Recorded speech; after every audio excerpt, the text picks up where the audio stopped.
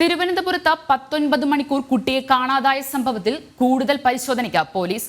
കുട്ടി ആളൊഴിഞ്ഞ സ്ഥലത്ത് എങ്ങനെ എത്തി എന്നതിൽ അന്വേഷണം നടത്തും. ഡോഗ് സ്ക്വാഡിനെ ഉപയോഗിച്ചുള്ള പരിശോധന ഇന്നും തുടരും.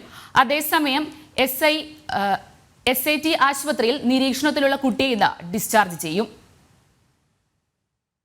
19 മണിക്കൂറുകൾക്ക് ശേഷം കുട്ടിയെ കൊച്ചുവേളിക്ക് സമീപത്ത് നിന്ന് കണ്ടെത്തിയെങ്കിലും ഉത്തരം കിട്ടാത്ത നിരവധി ചോദ്യങ്ങളാണ് പോലീസിന് മുന്നിലുള്ളത്.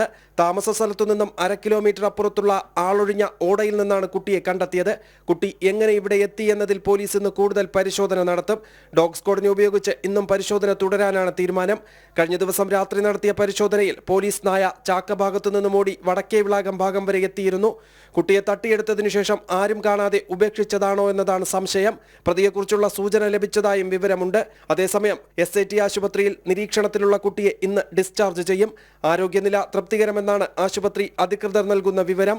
ആശുപത്രിയിൽ നിന്നും ഡിസ്ചാർജ് ചെയ്തതിനു ശേഷം മഹിളാ മന്ദിരത്തിലേക്ക് മാറ്റാനാണ് തീരുമാനം. കുട്ടിയുടെ രക്ഷിതാക്കളുമായി സംസാരിച്ചതിനു ശേഷം സംരക്ഷണം സർക്കാർ ഏറ്റെടുക്കുന്ന കാര്യത്തിലും ഇന്ന് തീരുമാനമുണ്ടാകും. ജനം, തിരുവനന്തപുരം.